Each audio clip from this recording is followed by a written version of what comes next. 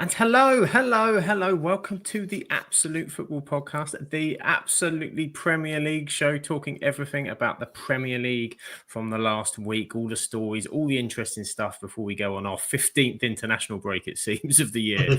But we've got plenty of Premier League stuff to chat about. I've got plenty of interesting people to introduce, which I'm very excited about tonight, because there's four of us. Wowzers. What a back four we have tonight. And the man on my left, another happy man after another top result. I've never seen Ant smile so much. He's having the season of dreams. How are you doing? Can I be the Dan Ballard of our back four? Is that all right? I'll just jump into everything that comes in the way. Throwing your body in front of everything. That's you. Yeah, I'll do that. Yeah, I'm all good, mate. Yeah, like I say, fantastic result of the weekend. I think people are standing up and actually taking notice now. So class. But yeah, all good as well. Being busy, busy booking our hotels for next week and stuff like that. So rocking and rolling, mate. Yeah. Are you good? Are you all right? I'm not too bad. Jess, excited as well. We are. We're off to Leeds, aren't we? The excitement. Yeah. I mean, we're trying to make it as exciting as we can, can't we? We'll go to Leeds. We're going to Leeds, yeah. I'm going to Ellen Road. Hey, I'm popular there. But there we go. Exciting stuff. And also equally exciting, maybe not so much for the football, but because she's here with us. Heather is here. How are you doing, football side? Football aside, I'm all good, thank you. Magic. Anything exciting this week, or just a run-of-the-mill November, wet, rainy, dark? I've actually booked 3 days leave just to use it up, so I'm doing very little this week. It's quite nice. Fair play. That is the way to do it. And of course, it's not just Ant, it's not just Heather. Look who's back. Take me home, United Road. Welcome back to the pod. Hannah is here. How are you, Hannah? It's been so long. It has. I've missed you guys. I'm great. It's nice to come on when United aren't doing terribly, because that was like the last 2 years since the whole time I've been doing the pod. So yeah, it's so good to be back. And at least I'm not here on a loss. That's always nice. We're not here on a loss, and I feel we don't have to have a negative Manchester United chat today, which is possibly the only chat we've had since we've started podding together. I feel we can be more positive today. It's good, isn't it? It's nice. It's a lovely place to live in. It's a welcome change. It's a welcome change, exactly. A welcome change of pace. Of course, it's not just us as well. Graham's joined us in the chat as well. Good evening to Graham. And he's very excited to see Hannah back, as well as I'm sure he's excited to see Ant and Heather as well. Maybe myself, but I'm sure Ant and Heather are top of his list. But plenty to discuss. We'll get straight on with it. We're going to start with the game on Sunday. Big title ramifications potentially, as the champions were downed by Manchester City. Manchester City 3, Liverpool 0. Battered in Pep's 1000th game, all over the shop. And what did you make of that? Manchester City back in a title race? Oh yeah, I don't think we're ever out of it. Well, like this season, there's something that's clicked. It's obviously Erling Haaland, but I think Sunday kind of proved as well that it was probably good for a couple of more players to get goals as well. Obviously, I think Haaland scored like 30 million goals already this season, hasn't he? It's absolutely amazing what he's doing. But, getting Doku amongst the goals, I think was good. And Gonzalez as well. That was his first goal for the club, wasn't it? So that's good for them. But yeah, Liverpool were poor. You could argue the Van Dijk goal probably should have been, probably should have counted. I think that was a bit harsh. But City thoroughly deserved it, and obviously in Pep's 1000th game, they're rocking and rolling towards Arsenal. Obviously, Arsenal had points taken off them at the weekend, so it's a pity there's one of these international breaks coming up, Sam, because this week would have been quite an interesting week. But hey ho, they all go off and probably going to get a couple of injuries and whatever and stuff, and we're going to be like thinking, when's football going to be back and all that palaver? But yeah, if you're on a slot though, you've got to be worried, haven't you? The fact that they're rolling over in so many games now. You thought that they turned it around, but they haven't really. Salah, I still don't think is playing brilliantly. And they've got a problem up front because Ekatiki's goals have dried up. Isak obviously hasn't hit the ground running, still probably not 100% fit. And my kind of worry is their best player this season, I think, has been Cody Gakpo, and now he can't get in the team. So it's weird. It's weird for them, and yeah, they're struggling. I say struggling, they're still in the top half, aren't they? So they're all right. But I can't see them winning the title now. I've got to be honest. I know we're only 11 games in, but you can't be getting beat 3-0 to a title rival, can you? And expect to be up there. No, you can't. And I think there's 5 losses now. This it's been incredible dip in form for Liverpool. They had a nice Hannah's over the moon there. Hannah's devastated about it as am I. I saw a stat today, and this is crazy because, again, I know I always say this, but if it was teams like United, you'd hear this stat front page of the news. In 6 game weeks, they've got 3 points. So since game week 6, they've been on the same amount of points, because do you remember the first 5 games they were winning all the games last minute, and everyone was like, I was like, they're going to win the title again. And it's unbelievable. Since game week 6, we're going into 12, and they've got 3 points. And we took 3 points off them too, but that's an insane stat. And they've just spent 600 million, and these are our title defenders. Like, I don't know how you can go from what you had last season, spend so much money, build the squad the way that you have, and then they just don't look like they're too fussed either. That's the worrying thing. Like, where's their pride? We mentioned it a couple of weeks ago, Sam, though, didn't we? We had to, because they got beat off. Was it Brentford that got beat off? And it was the same conversation now. Yes, they've spent quite a lot of money, and they've spent an absolute fortune, but they've spent it all in the wrong places. They got Ekatike and Isak, and now can't play them in the same team because they haven't got a shape to do it. Obviously get Kirkes in at left back, which we all thought was a fantastic signing at Bournemouth. Now he can't get in the team. So it's like there's 2 players that have spent a lot of money on who aren't getting in the team. They needed a centre half. They didn't bring a centre half in. Canate looks as a complete shell of what he was last year. And they didn't replace Trent. And Conor Bradley's done a good job, don't get us wrong. I think Conor Bradley's a good footballer. But they've got Frimpong in who again isn't playing. And it's just, they look a shadow of what they were last year. I know they beat Real Madrid in midweek, but Real Madrid weren't brilliant, were they? And it wasn't a great game by any stretch of the imagination. And when Liverpool's... What's that, sorry, Hannah? They got a bit lucky against Real Madrid, didn't they? They did, yeah. And when you think Liverpool's best player's been probably Szoboszlai all season, that's my main worry, because you expect to be Salah, Ekatike, like I say, Gakpo. I think Gakpo's big class, but I would be very worried if I was a Liverpool fan. And Hannah's right there. You look at the form table since them wins started, they've lost 5 out of 6. So it's not title winning form by any stretch of the imagination. And you've got City on a good run now. Arsenal still chugging along. For me, I think they're out of it already, but It's a dreadful drop-off, and as you said, like I think because they beat Villa last week, and everyone looked at the Real Madrid win and went, "Okay, yeah, here we go. They're starting to get something together, no matter sort of how it was." But they looked so leggy as well. They just looked not up for it and at it. And it's interesting because last time when Liverpool won the title before, they had a dreadful retain of the title as well. I know they had Van Dijk. That was the Van Dijk injury season, but they fell off completely the season after they kind of won it. As you said, so many things trying to fix in. I do wonder whether you might find that Liverpool become more of a functional unit when, funnily enough, Salah goes to AFCON. That may happen because I think they may end up with someone they may have to change the style a little bit and get someone who tracks back on the right-hand side. They become a bit more compact and might find that kind of evolves with him not there, because it's just not happening for him. It's not happening for a number of them. And Manchester City have been good this season, but this isn't the Manchester City of seasons gone past. They are moving in the right direction, but they just looked chalk and cheese. And I think, as you said, Ant, the Van Dijk goal I think was harsh, was difficult, and different conversation about the game. But overall, you couldn't question the fact that Man City were were so much better. And as Graham says in the chat, that they've now joined Sunderland in the title race for an opportunity. Do you think, say, Heather, Manchester, or go on Manchester City, and then we'll come back to Liverpool, like a really important result for them? And Jeremy Doku was had some end product as well. That's dangerous, isn't it? If he starts adding that to his game.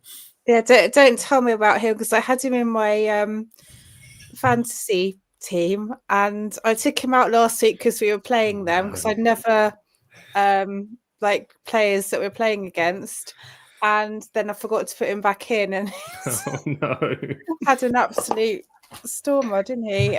He's had a storm, and probably like me, you had Semenyo sat in the team with his missed penalty as well. Yeah, you probably like destroyed it for everybody. Every time Semenyo seems to get talked about a lot, then his form drops off. So don't know, but yeah, Man City, even. Sorry, Haaland is just unplayable, isn't he? He's just, though it was quite funny when he missed a penalty, or the penalty got saved. It's a great save, like it's a really good save from Mamenaki, however you pronounce his name. So yeah. But yeah, Doku's brilliant. Even if you took Haaland out of that team, I think they'd still do really well, because they've got so many other good players. That I know he gets the most goals, but I still think there's goals coming from elsewhere in the team, and they are actually seeming to play as a team this year, whereas last year it sort of fell off a bit. And perhaps it is just the year after people win the title, they sort of get a bit too cocky or something. And I think it's just a lot of change, isn't it? And you said City are kind of in that evolution of what they're doing. As you said, their players are starting to gel a little bit. They're looking a bit. They're learning to play a little bit with that Rodri, I think, finally as well. You know, they're a little bit more solid than they were when that was changing. But we've got more people joining the chat as well, even to Simon. Simon's in with us as well. Sean's here. Northampton 2. I read that as Northampton 2. Shrewsbury under 10s 1. I'm thinking that's not is it? Good for them. Our wonderful Grimmy's here as well. He's loving the Sunderland in the top 4 as well. Well happy with that. Evening to Richie as well. Chris is an Arsenal fan looking for Tottenham channels to troll. Well, we're definitely not a Tottenham channel here, but we will be talking about that game a little bit. And in the podcast derby, of course, Charlotte's taking on Morgan tonight, and it's 1-1 between York and Rochdale. So keep an eye on that. But say, I mean, where are you at, Han, with Liverpool and the drop off? What do you think? You know, they spent a lot of money, and at what point do some of these signings really have to start to turn up? And I don't understand. The Isak thing is like, how long can someone not be fit? I don't understand that. Like, I understood it when they signed him, but we're mid-November. Like, what's he up to in the week? I think he's fit. I just think Slot's just either cautious to play. I don't know what it is. I think naturally there's a massive pressure on him now because of the price that they paid for him and the whole thing that went on in the summer. I think he's kind of not helped himself with all of that, because now there's a bigger spotlight and there's more people, i.e. Newcastle fans, waiting for him to not do well. So I think there's an element of that, but it's hard to say as a United fan about talking about them spending money, because we know all too well how painful it is when you pay the big bucks and you don't get anything back. I'm not saying that'll happen, because in retrospect it's still fairly early days, but it definitely doesn't look good, and I don't like it even for teams I hate, such as Liverpool. I don't like it when a player comes from a different country, you know, it's a new league, they're a fairly young player, and they get slandered straight away. But Florian Wirtz is starting to become an exemption. Like, that is worrying, because he's played so much. Isak, you can't really comment too much on yet because he's not actually really played, which is a worry in itself. But look at the people actually on the pitch. I mean, that guy was tearing it up in the Bundesliga, and again, I know he needs time to adjust, but it doesn't even really look like you see glimmers of hope, like, you know, he's slightly better in Europe, but then you think, well, these are teams that he's more used to playing. But I just don't feel like he's up to like the physicality of the Premier League yet at all. But some players you would hope would hit the ground running, and he would be one of them, you know, with his athleticism, he looked so good in Germany. He just looks like a little kid. And like I say, you try to give people grace, but 11, 12 weeks in, it's not looking good for him. No, as you said, you see flashes and you see little moments and little You do, turns and little yeah. touches, and you can see, but you just nothing. It's never the killer pass. It's never that. And whether No. that's a confidence thing, whether that's a belief thing, and I thought City bullied him at the weekend. Like he just Totally. couldn't get anywhere near it. And he can't help his price tag. And I also believe that does add a pressure, like I said, with Isak, but he just looks like he's completely out of his depth. And maybe Slot should be benching him a little bit more and letting Isak play and kind of, because I feel like everyone's looking at him because he's the other massive price tag. Ekitike can kind of get away with it a little bit because he did come in and score. He's not like had 0 goals, 0 assists in the Premier League, but yeah, Wirtz is a worry. And he's a number 7, the number 7 curse, but yeah, it's not looking good for him.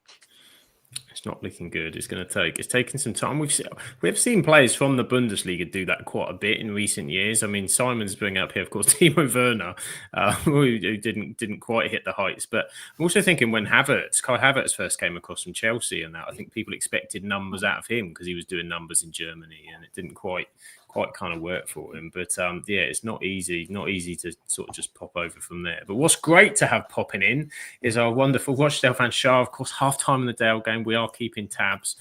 Fingers crossed you can go and do it. Very close game. She's nervous, but a great goal from our Tobe. So there you go. Florian Wirtz needs to watch a little bit more Rochdale this season, it sounds, to do well. But Ant, will Arsenal be worried now of Manchester City looking like they're sort of picking up if they can sort of put these performances in, because they're the juggernaut that's caught them the last 2 times they were ahead in the Premier League. Mm-hmm. Would this result start to really, because they've looked fairly comfortable, but now does this ask some questions?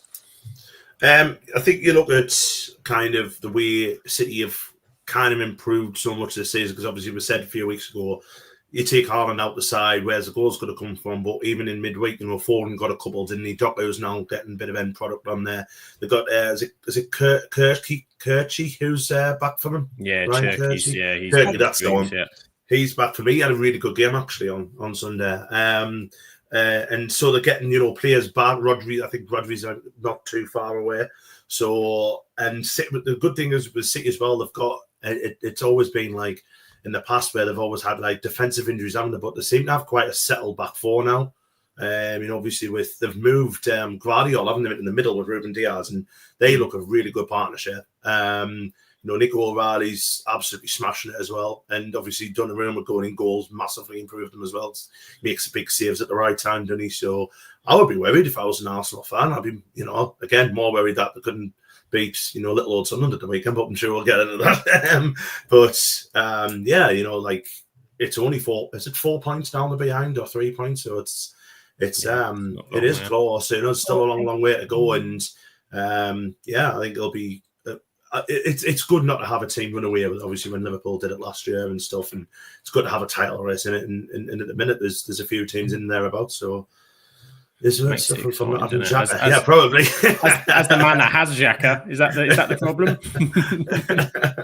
I think anyone who was Xhaka at the minute struggling, to be honest. The way he's, it could be, because obviously and I agree with everything Hannah said about him. He does look very, very lightweight. I think that's his problem. He's getting knocked off the ball a little bit too easy. But, obviously maybe not having he hasn't got that, leader behind him, and I'm not saying that about Liverpool because Ryan Gravenberch is a fantastic player, but someone who's basically pulling the strings for him, maybe that is a problem. He's got in there, the pressure's on him immediately. It's got to be, the amount of money that's spent on him. And yeah, he has been poor. And I like I said before, I just find it crazy that he's playing left wing when it's obviously not his best position. And they've got Gakpo sitting on the bench. Ekitike can play there. It's maddening that. I think if you're going to play him in his proper position, play him into form. He's not going to do it out wide, is he? I feel a bit sorry for him. I think the team of Werner thinks quite funny though. I think that's I think it's probably right, but we'll see what happens. It's probably a fair comparison, but yeah, Liverpool got lots to do, and Man City will be looking above.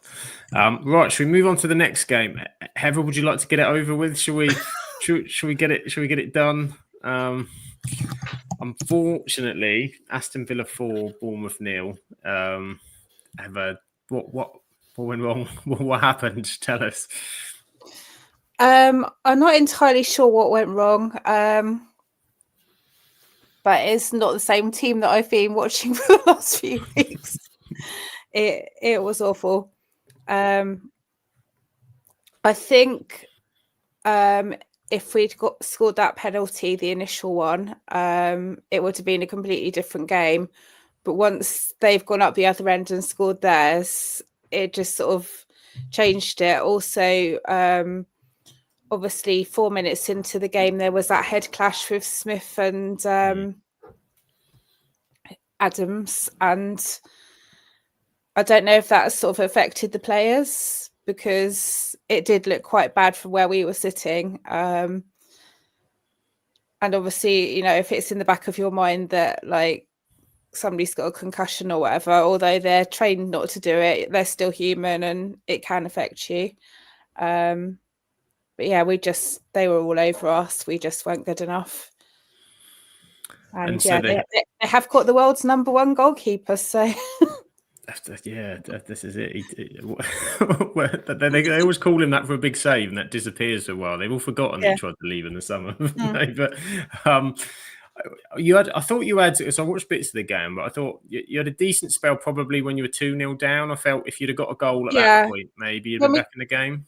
Yeah, when we came back after half time, it seemed a bit better initially, but then it just sort of dropped off again. Do you worry about the set pieces as well? Because it was a couple of corners and set pieces that. No, we've never been good at set pieces, so it's not really not really a thing for us. But yeah, I like the fact that we didn't, if we'd been playing under Gary O'Neill or Scott Parker still, we would just have brought a load of defenders on, whereas we're still like taking off. So we brought on Velko, who still can't pronounce his surname, and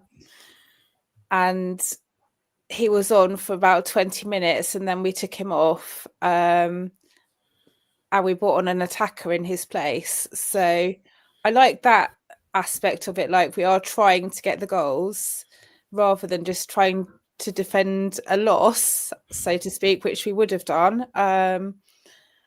But other than that, it was just a bad day at the office, I think. It was a bad day at the office. Sean's asked, is there any news on how Adam Smith's doing? It looked a scary one. Has there been any news on? He seemed to be fine. I mean, he wanted to come back on, but the doctor said no. You could see him arguing with them at the side of the pitch. So, but he literally his shirt was soaked in blood. So I don't think that was ever going to happen. No, safety for the player. They had to step in, so probably right decision. And obviously, I think the surprise has come because you were on such a sensational run. Obviously, since apart from the loss to Liverpool, up until match day 9, you were unbeaten with some really good wins in there as well. And we lost to City, which you can't really, which can happen at the Etihad. Yeah, at the Etihad, and Haaland was just a monster. So you can't really moan about that. Then other than that, I think we're 9th now, which is kind of where I expected us to be. So you can't be too disappointed, but still being a bit further up was really amazing. And yeah, obviously we were enjoying it, but hopefully another couple of games. It's so tight with the points at the moment that one win, one loss from another team, and positions can easily change. So yeah, exactly right. It is super tight up there. And so your next up is after the international break, West Ham at home, who have picked up a bit more form, but one at home that you'd fancy your chances surely. Yeah, and then hopefully the fact that they've had 2 wins on the bounce means that they'll play more open football and they won't sit back. So as I said to you before, we don't like when we've got all of the ball. We prefer to like let them have the ball and then like try and sneak the goals in. So I know hopefully that. That's how you catch us every year. Is we try and push up the pitch, and then next thing you know, you're in behind us. Yeah. Hopefully the fact that they've had 2 wins will make them play more open football, but we'll just have to wait and see on the day, won't we? It's one of those things, really. New game, bit of a break, bit of time to regroup. On to Aston Villa, Hannah. Like Unai Emery's really picked up. You know, it's a long time ago since that disappointing start to the season they had, and they've been on. This is now 5 wins in 6, which also includes Bournemouth, Tottenham, Manchester City victories in there as well. So again, never really in doubt with Unai Emery, and Buendia's come back, and suddenly they've got a new superstar back on it. I was literally going to say he's in incredible form, and he's been like the difference maker, I feel, for them recently. But I feel fair play to them because considering, as Heather's just said, like the table is so tight and there's a lot of teams on 18 points, which is where United are, which is I think where Bournemouth are, Villa. But considering they had the first, was it 4 games where they didn't score a single goal? They're on the same points as us. So, you know, fair play to them. They really have. They've kind of done the opposite of Liverpool. It's just funny, like football is funny, like one game can change so much, and I feel like it just takes one good game to just get that spark back. And I never doubted him. He's such a great manager, Unai Emery. He really, really is, and I think he'll be there long term. And I think, you know, Villa will be that team that are every year now expected to at least compete for Europe. Obviously, they're in Europe at the minute. I just think they're not in Europe. Sorry, I've just made that up. They're doing a great. They are. Europa League. Yeah. They are in the Europa League. It was so tight. It's because we're not in it, Hannah. It doesn't count this season. There is no European competitions going on. It was so tight last season. I think it was the last game at the Old Trafford, wasn't it? Where that goal was disallowed, and they should have got. They were robbed. Champions that was it. League, yeah. This is what I mean. It's a blur when you the best team in the world aren't in it. No, I think. Agreed. You'll get there. You're getting there. I think Unai Emery is a great manager, and he's one of those managers that if they are having a dip, it's not going to be for long. Like obviously, Villa fans at the start of the season were probably a bit like, "Ooh, you know, when there's no goals." But once you get that spark back with a team like that, I don't think you'll have to worry. But yeah, Buendia's in great form. It's times like this, like even as a rival fan, but as a football fan, you hope that they don't get injured, and you want to see players like that continue their form because it's just nice because it's not the usual big names. Like of course you've got like your Erling Haaland's in the form of his life, but it's really nice when you have other players that are like a one to watch. I've always liked him ever since he was at Norwich. To be fair, he's always been. Yeah, he's got a bit of character, hasn't he? And I like that. But yeah, it's always nice to see teams like Villa doing well. You know, they deserve to be at the top end of the table. But yeah, 4-0 is a brilliant result for them. And again, Emi Martinez is one of those goalkeepers where I feel like he either has a great game or a terrible game. And yes, he was knocking at our door, begging us a few months ago. But again, he's one of those players that they have one good game and they kind of remember who they are, and he gets that cockiness back in him that we all know that he has. But like again, fair play to Bournemouth. Like they did have some good chances, but he did have some worldy saves, and it's so annoying being on the end of a great goalkeeper performance because you like when your team actually they get the great shots away. We've had that loads, Sam, don't we? You have so many goalkeepers that just show up against us, and it's like, seriously, like just let us usually like Burnley. Like I think that's why we signed Tom Heaton because it used to be him every year. Yeah, Dubravka, yeah. So yeah, it was definitely. I said 2-2, and I was like, maybe Bournemouth will edge it. It's not. You don't expect to see Bournemouth have results like this maybe 2-3 years ago, but not the Bournemouth that we've come to know. So I totally get why Heather's annoyed, but I don't think they've got anything to worry about at all. It was just, as you say, a blip, a bad day at the office, but you'll be back up there soon. Isn't it the best start to your season ever? Like, yeah, it's been amazing. So you've got to keep that up. It's just a bad day. Just a bad day, and Villa are in tremendous form, taking out the Liverpool result last week. They're on fire, and you said with Buendia, it's lovely. It's because he had such a serious injury. I think it was his ACL. Was it season before last? He was out the whole season. And the other thing you find with players like that, they get forgotten about because other players come through, and I think then other players get signed, and they just become a name on the list. And was like, oh, he's been out injured, and people forget his qualities. And obviously, an injury like that takes a while to get back. So it's great to see him sort of coming through and getting the opportunity to do it. And Morgan Rogers signed a new contract as well, so things looking on the up for Villa. Watkins is still a bit quiet though. He's not quite amongst the goals. Do you think that's the missing piece? If they can get Watkins firing, then yeah, I think Watkins hasn't been the same since he collided with the post at Wembley, hasn't he? When he was playing for England, and obviously took a knock then, didn't he? And he's still not firing on all cylinders. Villa have obviously had that issue when they got rid of John Duran, didn't they? And he was scoring goals last year for them, and doesn't look like there isn't a centre forward really at Villa who can replace Watkins if he's out for 2 to 3 weeks or whatever. So that's probably where they need to sign somebody in January. But no, you're right. I mean, considering they hadn't scored a goal and up until they played us, actually, and Matty Cash scored one from about 30 yards, which flew in. But no, they have hit the ground running since, being on really, really good form and doing really well in Europe as well, obviously. And another lad, is it Malen, who scored quite a lot of goals from as well, and he looks a good sign. So they'll be fine. Again, they'll be one of them sides. I think they'll be pushing into the top 8 by the end of the season. You see, always trust in Unai Emery, because he knows what he's doing. He's been around that many times. He's a great manager, and I know they were saying he was under a bit of pressure early on in the season, but he's just shown how good of a manager he is to get them firing and get the confidence back up. They've got Ross Barkley as well, and I don't know whether he scores against you guys very much, but he always scores against us. He did for Luton. And as soon as he came on, I was like, oh gosh, it's going to be a goal. You've always got those players, it's like, yeah, they're saving it for us. They're saving it for us. They love to score against us. It's a new Unai Emery just said that, he's going to be all right. And I wouldn't put it past him to win the Europa League again. That'd be he's won it already, 6 times or something ridiculous. So it just would be such a new Unai Emery thing, I think, to do. He loves that competition. So, they're a good side for it, aren't they? The players that they've got, obviously, Yuri Tielemans as well, who again hasn't had a great start of the season, but he's a class footballer, isn't he?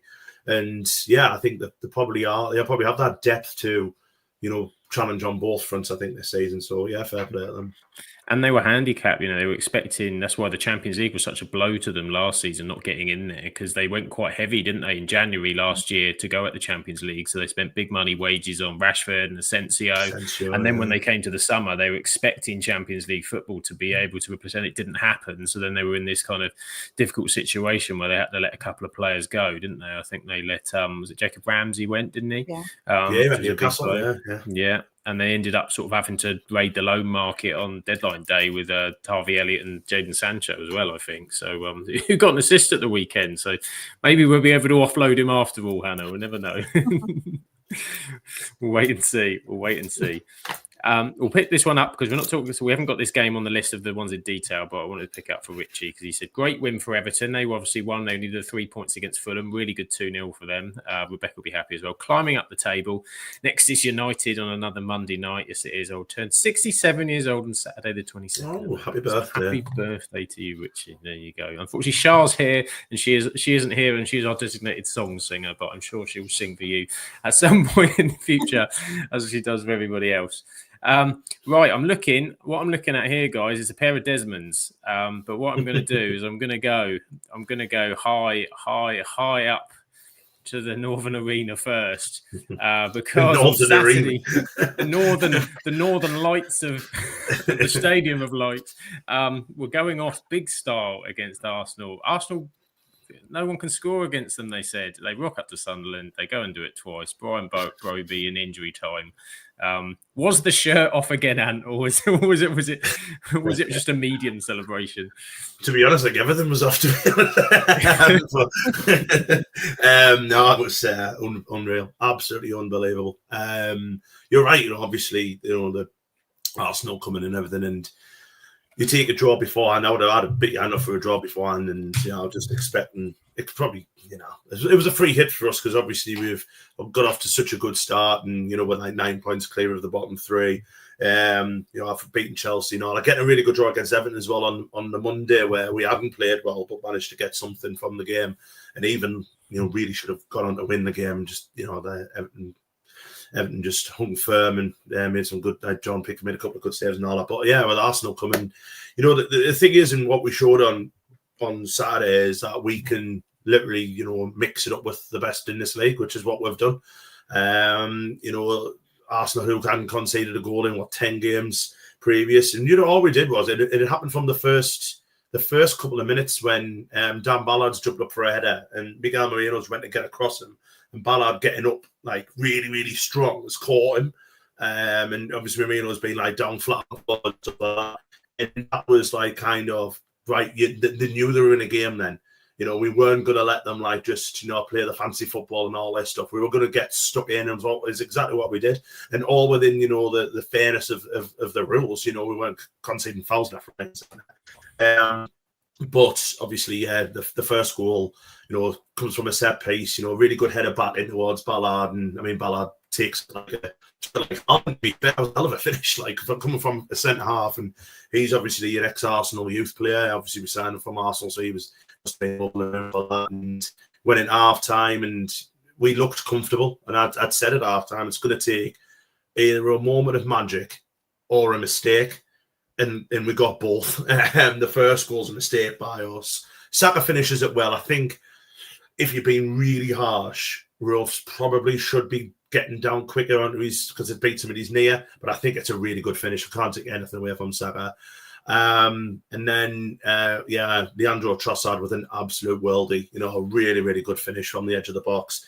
Thinking, well, we've tried. But after then, you know, Regis de Bris made some fantastic subs, you know, bringing all three attacking subs and going into added on time. He takes off a defender and brings on Eliza Mayenda, who's a striker.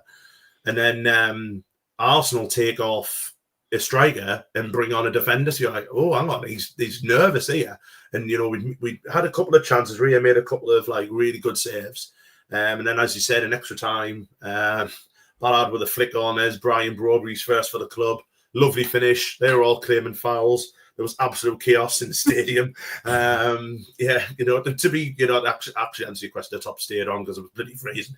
But it was class. I mean, you know, it was like the game and Ballard had scored. Just that noise was unreal, and we deserved it. You know what I mean? We really did. And when you're hearing like Calafiori after the game saying that's our biggest test of the season we've had so far, and you know, and it's us, and yeah, it's this thing where you just kind of think I put in our football league chat, like at half time I was genuinely emotional because it was just like, what the hell's going on here? You know what I mean? It was just like immense pride and stuff like that, and obviously Granit Xhaka again absolutely superb. I thought Dan Ballard was head and shoulders the best player on the pitch, so he was outstanding.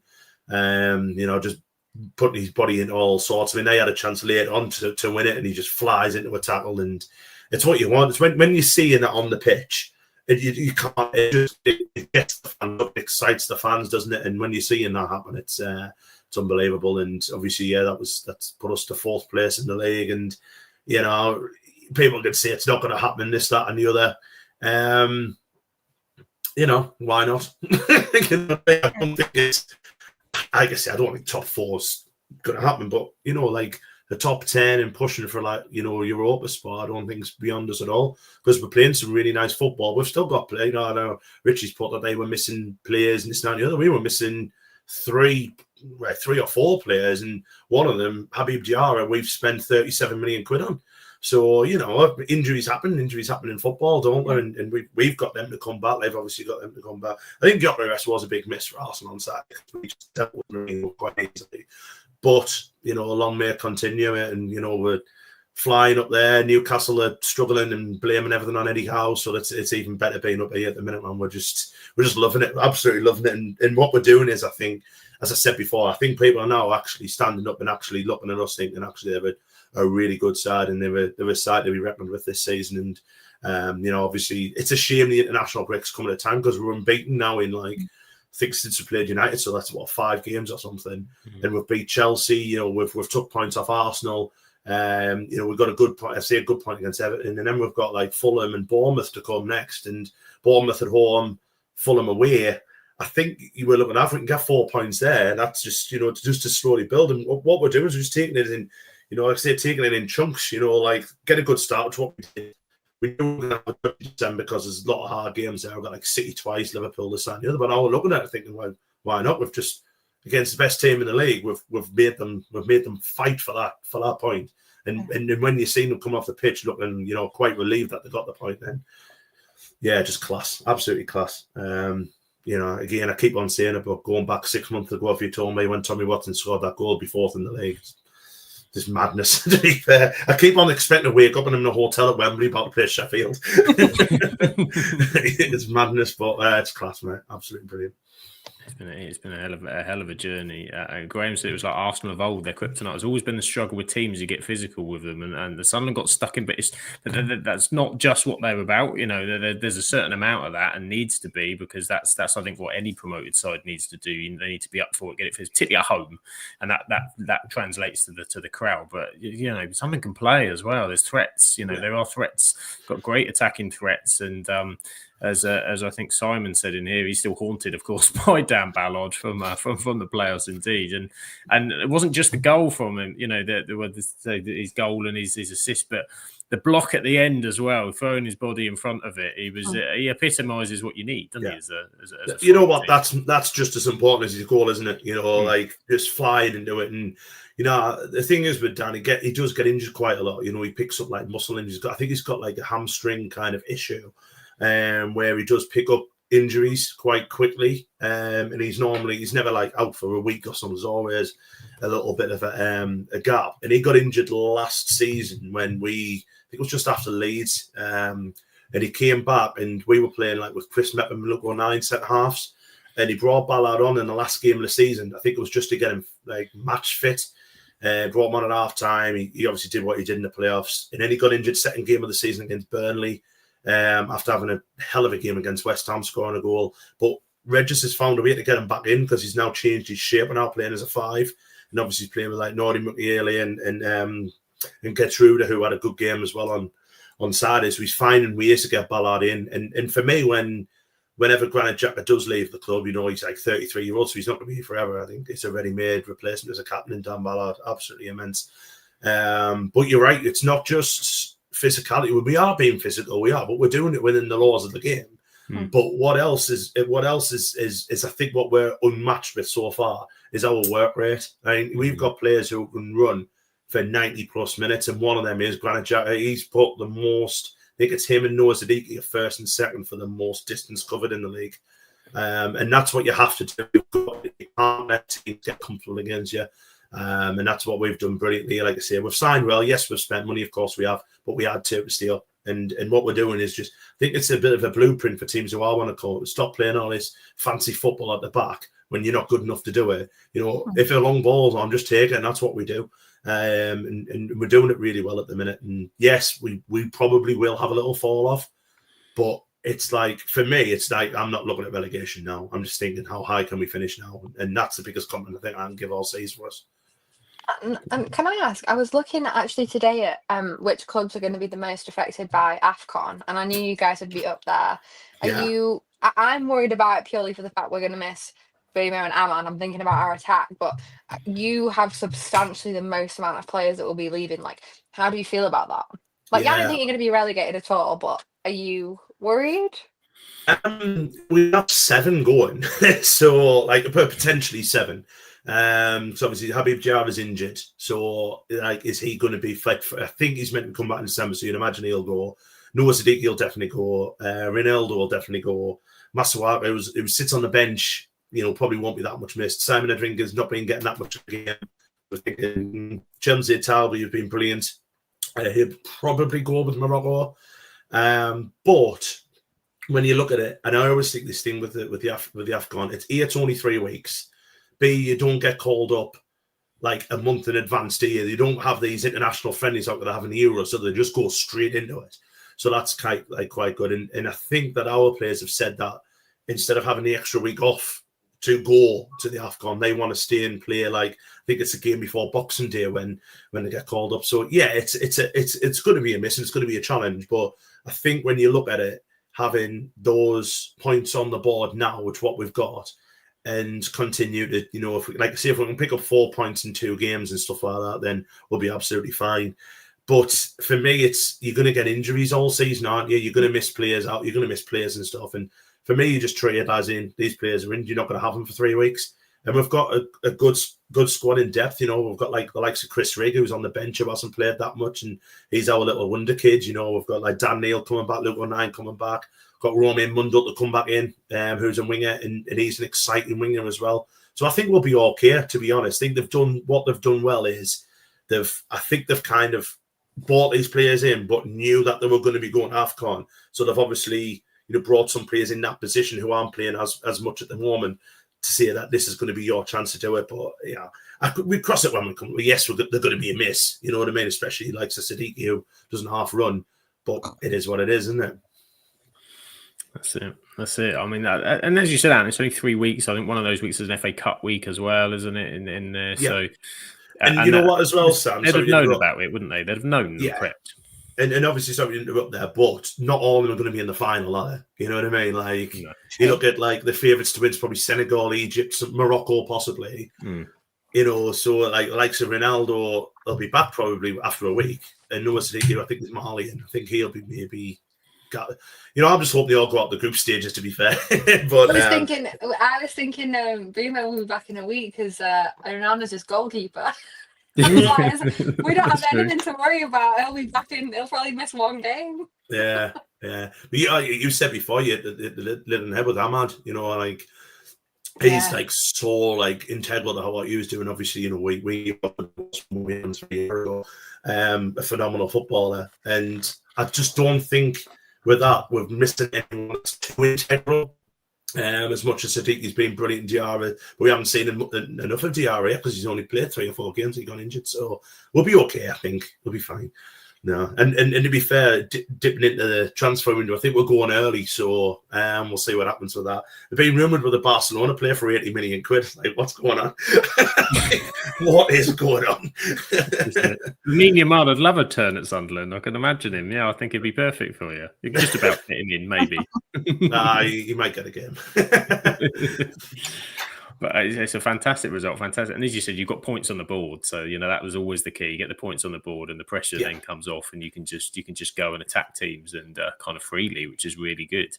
For Heather, I'll come to you on Arsenal. Obviously, their first drop points in a little while. Not a panic, but comes at the same time that kind of Manchester City have sort of turned up, etc. So, is there a blueprint? Can we learn off what Sunderland have done? Is that the answer? Does everyone need to get stuck into Arsenal a bit more? And or do you think maybe obviously they were scared if they were taking off attackers and putting on defenders. But yeah, they also missed some crazy chances, like the one where Saka tried to get it in, and then it was Zubimendi. And I don't know how they didn't score that. So they obviously need to have a bit more clinicality. I know that's not a word, but it is now. But yeah, they just they played well, but they weren't quite up to their levels, if that makes sense. And then obviously Sunderland played really well, so it sort of cancelled each other out. And I think in the end it was a fair thing. I think it would have been unfair if Sunderland didn't get a point out of it. So you're right, though, Sam. I think to get at Arsenal, you're gonna have to be physical, because they were rattled by us in the first half. Like there were a control point where you're seeing players who were like arguing with each other on the pitch because their pass was going wrong or something like that. But you saw, you would have seen on the telly how animated Mikel Arteta was. He was wanting fouls for things that weren't fouls. He was wanting Ballard sent off for. I just don't know what that Ballard's meant to do there. You're jumping. You've got to jump with your arms. You can't just jump like that. You know what I mean? It was a brilliant piece of defending, and he's like, they were rattled. And it took, like I said, a mistake from us and a wonder goal for them to get in front, and we still took points off them. That you've just got to get at them, upset them a little bit. Go to the dark arts. Like move the advertising boards into what we did, so Declan Rice couldn't take any long throws. Just get in them, get in amongst them. Show them who they are. You know what I mean? Because at the end of the day, if they don't like it like that, then they are going to make mistakes, and that's what happened on Saturday. It was just a will to get through. So yeah. No, I was going to say too many teams, I think, give Arsenal too much respect. Respect that, by the way, I don't really think they've earned yet because they've literally won nothing. But I think because everyone thinks, well, they're dead set to win the league this year, like Arsenal. But you guys, like, it was so good to watch. I genuinely think, honestly, bias aside, Sunderland and United are the most entertaining teams to watch this season. I just think you guys play great football, and it must be so nice to come up and not have that, oh my god, we're going to go straight back down, like straight away. No. Like, you guys are sorted now. Yeah. And to be fair, I didn't think we'd be fourth. Don't get us wrong after 11 games. But I never thought we would be, because we were written off by a lot of people, like, a lot of, the pundits and stuff like that, where, the bottom three is going to be 3 teams that come up and all that stuff. And you see the other 2 are starting to struggle a little bit now. But when you're signing players, and I've said this, I think I said this a few weeks ago, when you're signing Granit Xhaka, who has been there, done it, wore the t-shirt, and left the Champions League club, which he was playing every week for, to come and sign for Sunderland, he's not coming to be in a relegation battle. He's signing like Nordi Mukiele, who was playing with Lionel Messi 18 months ago. He's not coming to be in a relegation battle. We're signing good footballers. And you're right. I think, like I said, I think we're settled. I think you're right. But, like 5 years, less than 5 years ago, we would get 5. I think it was 5 years ago, the weekend, we were getting beat 5-0 off Rotherham. And I was at that game and we were shocking. Absolutely awful. And to fast forward it now, this is what I keep on saying. I just keep on thinking I'm going to wake up and I'm in Wembley and we're about to play Sheffield, because the transformation has been, and we've surprised everyone apart from, I think, the 11 players who were on the pitch and the manager. I think they're just going, right, this is what we thought we were going to do that. So there we are. But yeah, it's class. And for that compliment to say that, saying that we're one of the most exciting teams, that's great. They started, like I say, people are starting to actually pay attention to us, and that's great, that, for all season. And maybe in a couple of years' time we are up there and we are challenging, that'll be great. You know what I mean? We've got such a good financial backer behind us now, and yes, PSR is going to come into play, but we've got some really good young ones in the academy as well. So I think in a couple of years we'll be there, and it just goes to show as well, you don't have to sell your soul to Saudi Arabia to be a good football team, which is even better. A little dig in there. And just in time for the comment that Chris has posted in the chat, I say, surely Sunderland Newcastle game, I think that was always going to be one of the games of the season on Ant's mind, but Sunderland should be favourites looking at Newcastle's form. Is the first one's at St James's, is it? No, it's a stadium, right? It's Stadium, 16th of December or 14th of December. Yeah, it's coming up, and yeah, I mean, their away form at the minute is absolutely shocking. So yeah, I'll talk about that when it comes. I'm literally focused. Fulham away, Bournemouth at home, and then we can look at that. Can you still play physically against Fulham, please? Because we need Xhaka to get his 5th yellow and then not play against us. Well, obviously, with that in mind, with the Newcastle game, I've been talking on another podcast, thinking I'd rather he gets booked against Fulham or Bournemouth, and even if he misses City or Liverpool, I'm more than happy for him to do that. And the same with Noah Zadiki, because he's on his it resets anyway, doesn't it?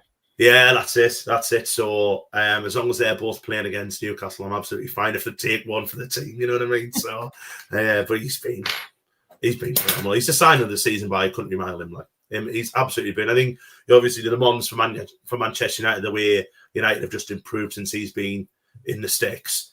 But Xhaka's got to be up there as well. One of the signs of the season. Was a sensational signing. So Richie says he admits that he thought 3 promoted sides would go straight back down. Good on Sunderland, they're a good side. And Graham saying that they're a breath of fresh air. It's nice to see finally someone breaking the mould after a few years of straight up and straight down against it. It absolutely is. Right, there's another Desmond on the card, Anna, that I think we need to pull up, which Tottenham 2, Manchester United 2. which I'll tell you my personal story with this one, and then Hannah, you can tell us how happened in the game. So this is the first one I've missed this season because I was away. I took the kids to Gladiators on Saturday, so I was on transportation, meaning I couldn't even listen to it, which is the worst way to follow football on the bloody live text because you don't get any kind of sense of what's going on in the game. So you just get feelings, and when we went 1-0 up, I felt good, and as the game kind of wore on, I felt less good. And I got off the train, and by the time I got on the underground, we were 2-1 down. And I was like, what on earth has happened here? And then something delightful happened, and it ended up 2-2. But I didn't know how I felt about it all because it was nothing I could see. I was just kind of what's going on. But Hannah, Tottenham 2, Manchester United 2, fairly bland by all accounts, and then spectacular fireworks at the end. I feel like for a 12:30 kickoff for the neutral, that must have been great. But you know what? To be fair, I was also travelling. I didn't miss the first half. I was watching it on my phone, but I properly watched the second half. I probably missed the better half, but Bumo's goal. That guy, he's just quickly becoming a fan favourite. Do you know what? He is proof that clubs like us, especially in the position that we're in at the moment, need to just go for Premier League proven players. Let's not take risks. Let's not be dipping into Serie A, spending 60 million.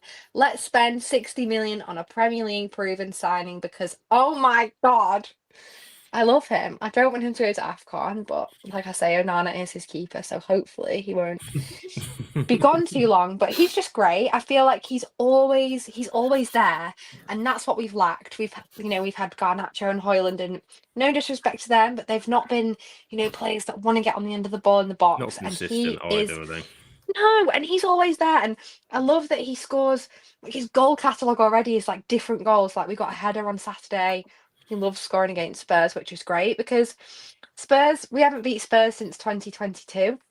Obviously the last game was the Europa League final, which was probably the worst game I've ever watched in my whole life.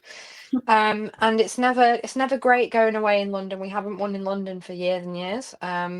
So I think if you'd said to me, similar to what Ant said, if you'd said to me at the start of the game on Saturday, this will be a draw, I'd have taken that. We're still unbeaten, 5 unbeaten. That just gives me some kind of hope. But I thought all in all, we were good. The second half, I was pacing. I just knew when we were 1-0 up and it was like the 15th minute, I was like, this is not going to stay 1-0. Like this is the problem with us at the moment. We've scored. It was the same at Nottingham the weekend before. It kind of felt like a loss again because we went 1-0 up. And we go up and we look like actually we might win this. We might win a game away from home.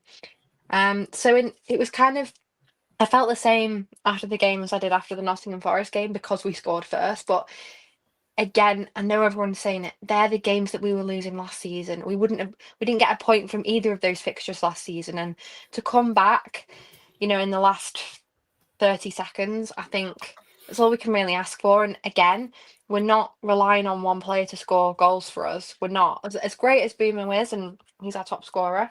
We've got defenders scoring, we've got players that just want to get stuck in, and that's all we can ask for. And I think we've still got a bloody lot to do, but we're getting there. Like I do start to feel like we're on an upward trajectory. It's taken too long, and we've also spent a lot of money, and Amram should have hit the ground running a lot quicker. But we're at a point now where I feel like we're starting to see positives. We've got some great players. We just need a few more. We need a midfielder badly. Because I feel like as well, which is crazy this season, we're rubbish without Casemiro. Last season, he had a great first season. Then last season, he was getting the leave the football before it leaves you. And then this season, like when he goes off, we concede. And I do think Ugarte is terrible. We always concede when he comes on, but Casemiro has been solid for us. And my favourite player at the minute is De Ligt. I said this before he scored. I think he is a leader. He is so underrated. Defensively, he's brilliant. Obviously, it's great when any player scores a goal, but that's not what he's there for. And I think he's the only player that's played every game this season. Everyone when we bought him from Bayern was like, oh, he's injury prone, he's old, he can't even get in the Bayern team. He's brilliant. And I think, like I say, he's not getting enough recognition for how well he's done. But I thought a point was fair in the end, but it was a nervy game. We've got a lot to improve on still, but I do feel like we're finally starting to get the goals, because the goals was an issue last season. We're still conceding. That needs addressing, but we're getting those goals. They weren't there last season, were they? No, it's ticking. It's ticking some of the boxes, and you feel there's a goal threat. They're exciting to watch going forward. That doesn't mean that there's some open, but not as open spaces as you said. Because Casemiro and I think like Bruno Fernandes, okay, it's not his natural position. It's not. I think he is more effective further forward, but I think he's learning that role as well, and they are working better, Bruno and Casemiro. And who would have thought, like 12 months ago, Maguire and Casemiro going off in a game would be would leave us so open, but that's the case. It's crazy. It's crazy. I think I'm kind of glad in a way that he's showing up now, because it highlights more than ever we need his successor. We need to buy a little baby Casemiro. We should have done it in the summer, but because he's been so important for us this season, I think it kind of highlights when he goes inevitably probably next season. We need to be making some purchases. Yeah, there's some more, and this is the first window I think that you can see that progression, as you said. In Bruno, I love Cunha. I need to see some more goals from him, but what I see from him on the ball's beautiful, and the way he moves and fights, I love that. And as Ant said earlier, like Lamon's coming in, it's just chalk and cheese to the absolute nonsense we had at the start of the season, where we were chucking stuff in the back of the net, and old Poppadom wrists playing in Turkey over there, just a mess every week. He's got more assists than Florian Wirtz, which is hilarious. And that was another stat today I saw, and I was like, I love that. But the thing is, Onana, we as fans knew Onana needed to go 2 years ago. So to finally have someone where, okay, having a one-on-one, he's not just going to go, please, here's an open net. He actually just looks so assured, and something that I like about him is, like, we've not lost since he debuted. He debuted against Sunderland, and we haven't lost since then. I'm not saying it's to do with him, but having a competent keeper surely makes the players at the back feel a lot more confident. They know that when they're going into a set piece, that someone's not just gonna literally be run all over. So I love him. He's like changed our life, hasn't he, Sam? It's massive. With that first few weeks, remember, everyone was just putting crosses on top of the bar and deer every week. We got done by Arsenal against it, and then week after it, the same against Fulham. They were just all chucking balls in, and then just to have a goalkeeper that can come and collect it. And what I like about him is he's kind of zero fuss.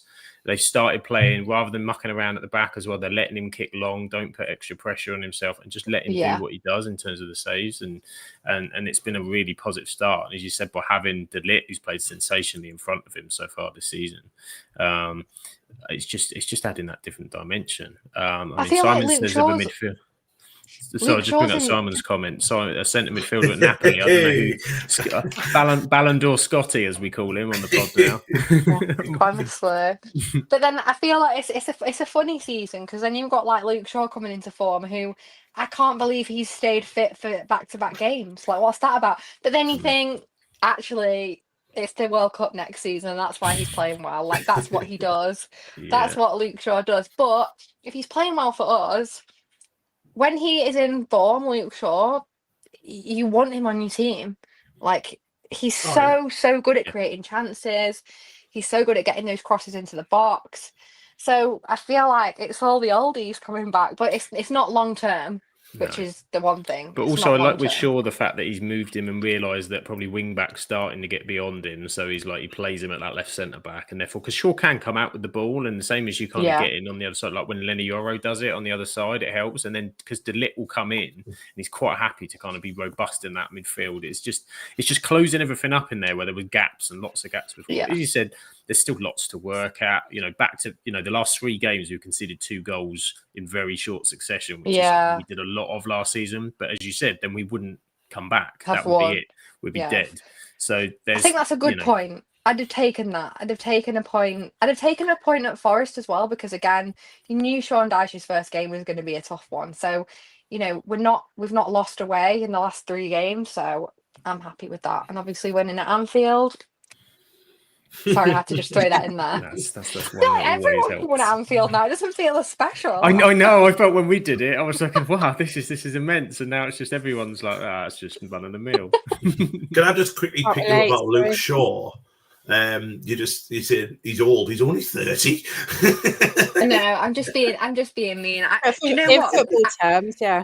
Do you know what? Well, in football terms, and it's because he's been with It's us all those 10 years, injuries, and isn't it? it's Yeah. because he, honestly, I forget that actually he isn't old because he signed with us when he was 20. Yeah. It feels like he's been with us forever, and he's had like years. I know obviously he had that horrific injury, but he's had periods where he's been out for like a year. So we do kind of forget he's not that old, but he just feels it. Yeah, definitely. Sorry if you're older than 30, you've probably like been I'm like, well older than 30. Yeah, exactly. I'm 40 next year. So. And we could do a job in a back three on those wide play positions. In no problem. non-footballer terms, just spring chickens. Just a very quick point on that, and this is just about me actually. So at work, I got an email today saying, "Oh, do you fancy joining this five-a-side? Take a work five-a-side." I said, "Oh, yeah, I'm up for that. I'll run about for you." He goes, "Oh no, you can't. It's walking football." I was like, "Oh no, it started already." I'll probably still find a way to get injured in that.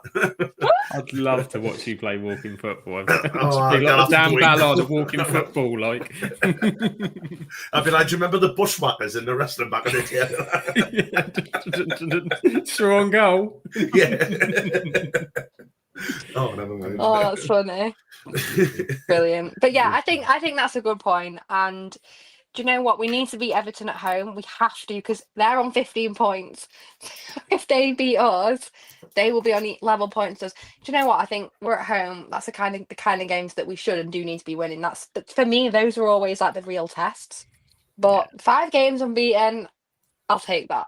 I'm sure. Are you the same, Sam? Are you on the same page? Very much. Like I was saying at the start of the season, because we were obviously, understandably, we got the pelters after Grimsby, and because of the way last season was. But at the start of the season at home, we were playing well. That first game against Arsenal gave us all hope. But and the Fulham game was overhyped.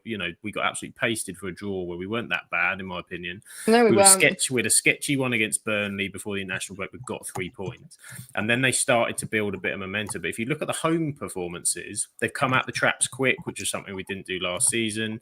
They played really well against Sunderland. We've made that more of a difficult place to go again, and I think that will help because the crowd are then on side and that's given a bit of a base. The away form is patchy, but I think if your home form's there, then I think as a United fan, just to not have loss after loss after loss and feel that you're getting further away and that you can't claw back, that you're in amongst it. That's all I kind of wanted to be this season, was in amongst it, and then hope that the back end of the season, no doubt not having Europe is massively, massively helping. And that back end of the season, that may help even more. So, I feel like the last 3 away games we scored first at Anfield, at Forest, and at Spurs.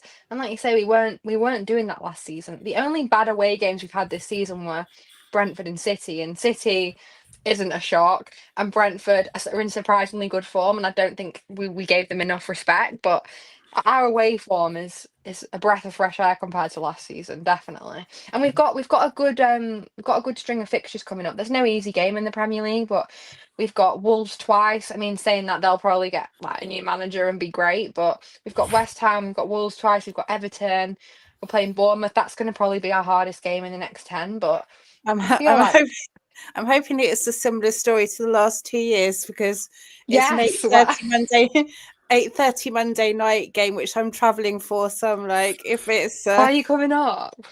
Yeah. Someone needs to tell Ruben this season, park that bus. I don't want to go anywhere near Bournemouth's half. We need to bring them onto us.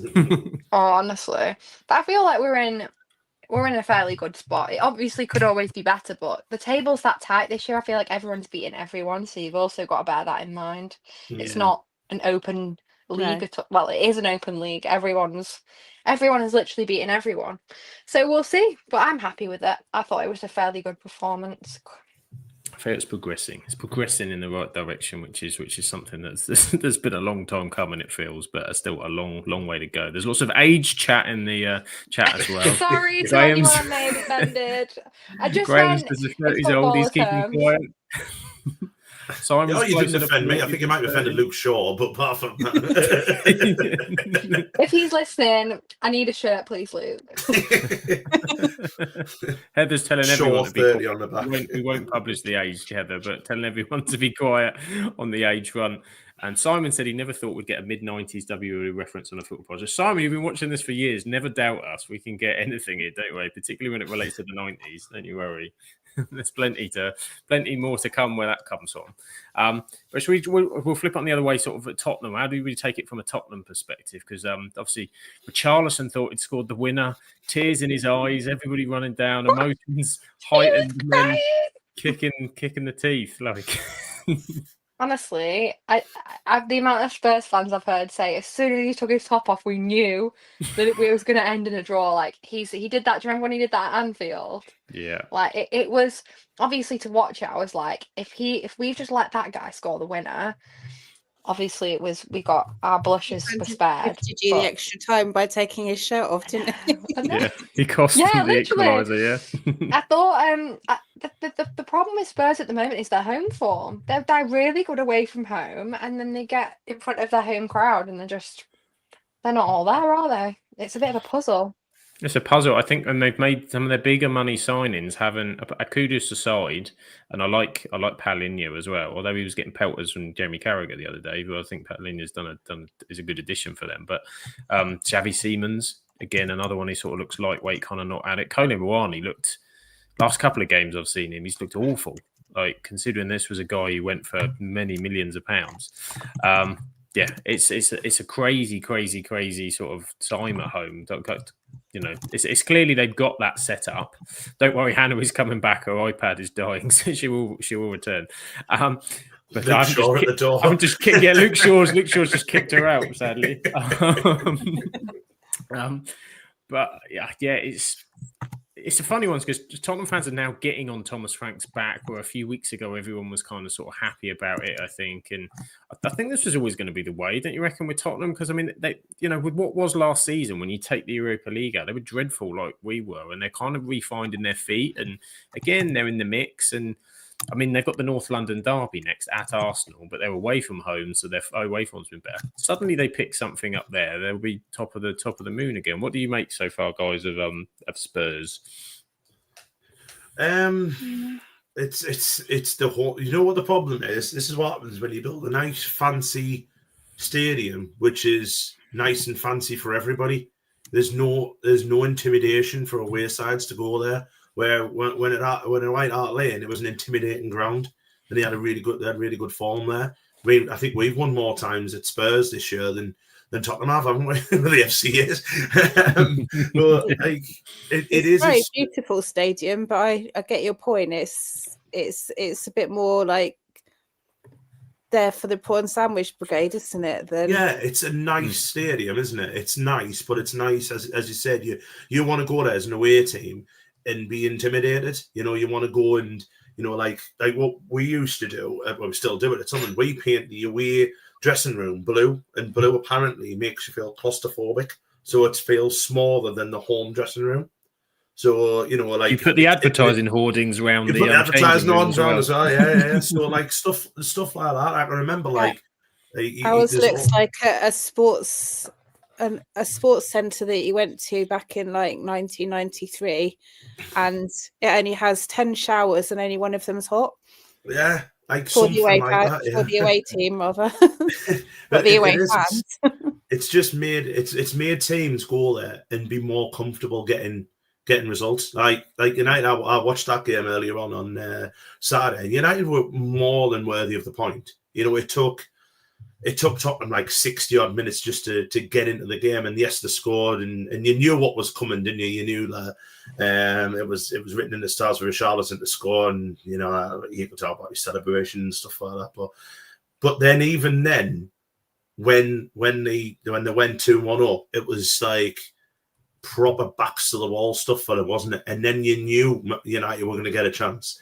And the one thing you need to do in football, is when you're in the dying seconds of the game and another team's got set piece, defend it properly, and they didn't. It was horrendous defending. It's a great header by Delict, don't get us wrong, but no one's anywhere near him. He's free, yeah. Like you want to get your big. They want to get the biggest man on their centre backs, and they were too worried about Le Mans going forward. They were too worried that he was in the box. Leave him there. If he scores, it's gonna be a freak goal. Then, like if a goalkeeper scores, and they had like 2 men on him, and then they just left like 2 or 3. It was awful defending. I say take nothing away from United. They fully deserved it, and I think I agree with what you was both saying. I think you've got to be over the moon about what's happened so far this season. But with Spurs, you're right. Like they're really struggling at home, and they're starting to boo Thomas Frank, which I think is a little bit harsh.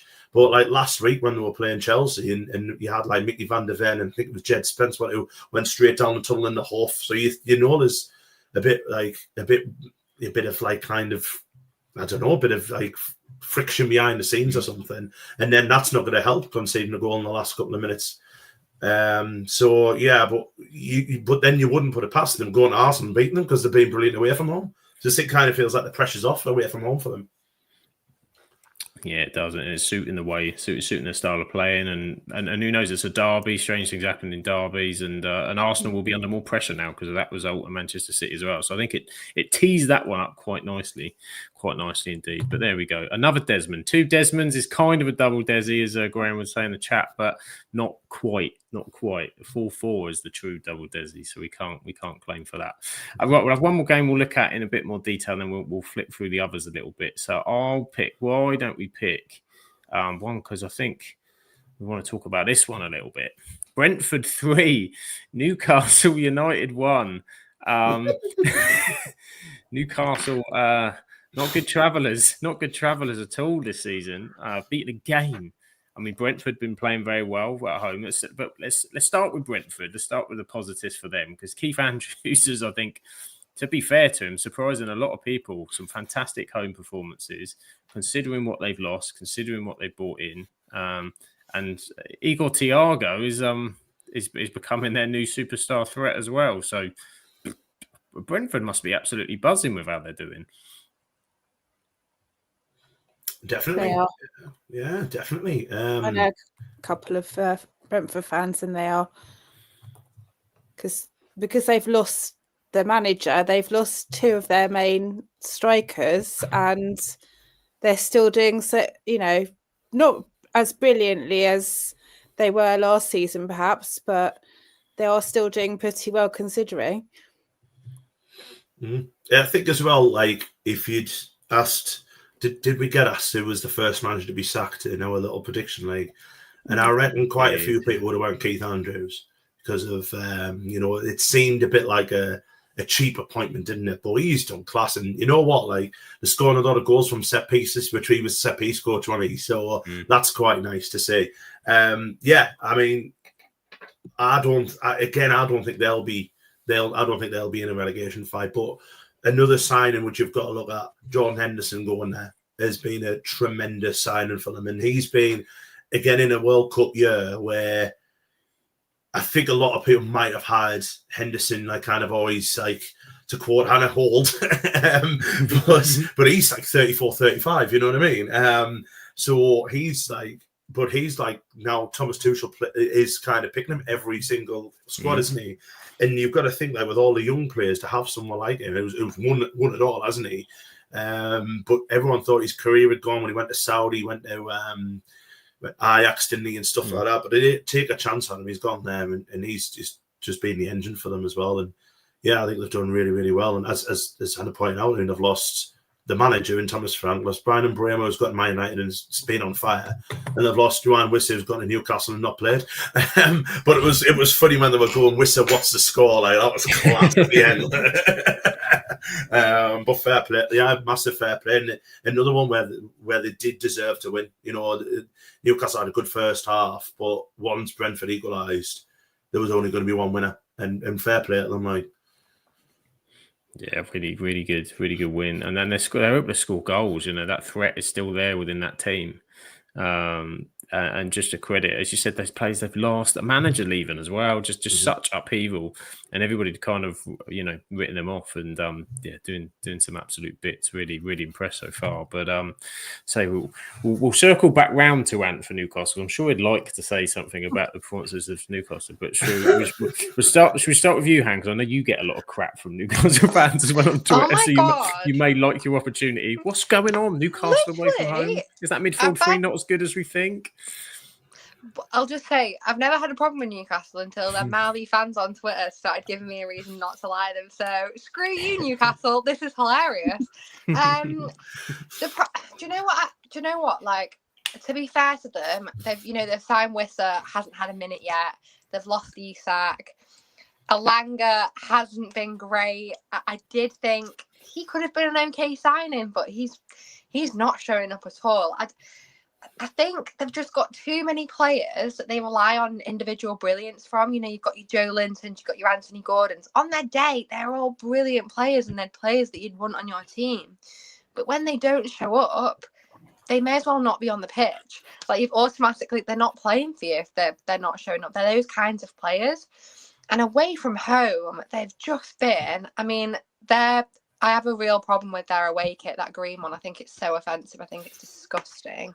And every time they wear that, they lose. So maybe it's a cursed kit, because we have that. But it's just interesting, because I know he's done really well for them all in all, but Eddie Howe isn't getting that much heat from the media, from the pundits, which is kind of frustrating to see as a fan of a club like United, because we lose a few games and it's the absolute end of the world. They're in a relegation fight, and no one wants to talk about that.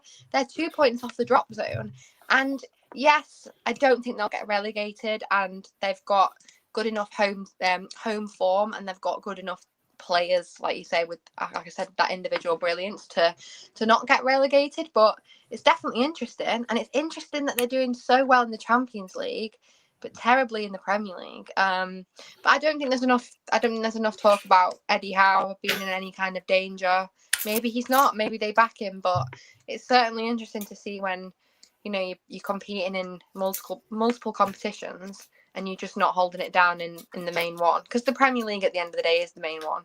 If you want to go and be in the same spot you're in next year, you've got to compete in both. That's the hard thing about challenging for multiple titles, and they look crap away from home, don't they? It is funny though.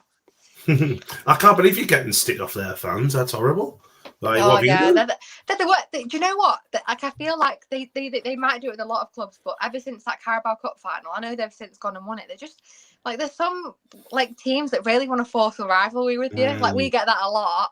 But they just really seem to there's only one United. I'm like, yeah, when you say United, no one thinks of Newcastle. Because they've won nothing. Exactly. They win one Carabao Cup and get cocky, but I know they won that trophy, and I do understand that they've lost their main man. But they got a lot of money for him, and they need to reinvest it properly. I know PSR is an issue for them, but they need to book up their ideas, don't they, away from home? Certainly do. Again, they just look again sort of sluggish in sort of areas, and I just don't. With Newcastle, I can see an evolution of teams. I'm not seeing an evolution of that Newcastle team. Do you know what I mean? No. It's almost like, and I feel that midfield three, because they've got so much praise, everybody just praises them and goes, "Oh, it's the best. It's the best we've seen in the Premier League." They've not been that good. That's this season though. This season, it's not working. It seems to be is that 3 or nothing. That's the problem. And they're playing Champions League, so you play them midweek. You play them. There's no sort of variety there, and I think they're not as threatening going forward. That I know Voltemada scored a couple of goals, but I feel he's somebody that needs to be assisted rather than he's gonna. You know what I mean? He's not gonna create you something a bit more like Isak kind of could. Yeah. So completely different player. Yeah, completely different player. And it's just away from home is not happening. As you said, Han, I can't understand. I think it will start to come. I mean, if a couple more results do, and it gets, if you get into that Sunderland Newcastle derby, and Sunderland are sat top 4 and Newcastle are sat in a relegation zone, it could be very interesting in the coverage, I would have thought. I mean, they've got Wissa to come in. They've got him to come back. by the time they play United on Boxing Day, I have no doubt they'll be in much better form. But the problem is, and you know, any team knows this, you can't dick around in the Premier League. You can't, like, you know, 1, 2, 3, 4 bad games suddenly becomes a problem, especially when you've not got those points in the bank. Like, for example, just an example, because I don't think it'll happen. If Sunderland started struggling now, they'd still be fine. They're not gonna they're not gonna blank out and get 0 points for the next 30 games. They're gonna be absolutely more than fine because they've got that in the bank. Whereas Newcastle right now don't. They're on 12 points, and West Ham's picking up form, and Forest won at the weekend. So they've got to be careful. They've got to be careful. And they've got Man City next at home, right? But yes, you know, with City being on form, they have. Yeah, it's pressure on for sure. Graham asked this. I'll go to you, Heather, as our resident Eddie Howe specialist. Has Eddie Howe taken them as far as he can, or is that a bit premature for you? Probably a bit premature. He is a very good coach, and we've seen him. Obviously, I wasn't there because I've only been a fan for 5 years, but we have seen him take Bournemouth from second in the bottom of the Football League in administration up to the Premier League and stay there for 5 years. We didn't win any cups or get into Europe or anything, but that was still quite some feat. So he is a damn good coach. What he can do with Newcastle, because I think, again, it's another of those clubs that has like problems with the back hierarchy, like the owners and stuff. So whether he can get past that, I don't know, but I do know that he is a very good coach. They're very ambitious, though, aren't they? And I think everyone feels at some stage that was always the sort of talk when they first come in, wasn't it? That at some stage that they'd want to pull the trigger, but they say PSR is handicapping them in a way that they hadn't forecasted or planned for. And you know, okay, it's great they sold Isak for a lot of money, but sat in the bank, it's no good to them getting into, to further on. And it was so late in the window, wasn't it, when it happened, that they probably didn't have a chance to then spend that money that they've got for him, because there's not just like strikers lying around. Other positions you can probably find, but with strikers it's a bit more tricky. So, and everybody knows it's sat there. So when Newcastle, if they try and do what Aston Villa did last, if they get into the latter stages of the Champions League and then decide, okay, let's go for it in January, people know January is a tough time to buy anybody at a sensible price as it is, but everyone knows that they're sitting on Isak money. If any players sort of flipping about, it's going to be difficult. And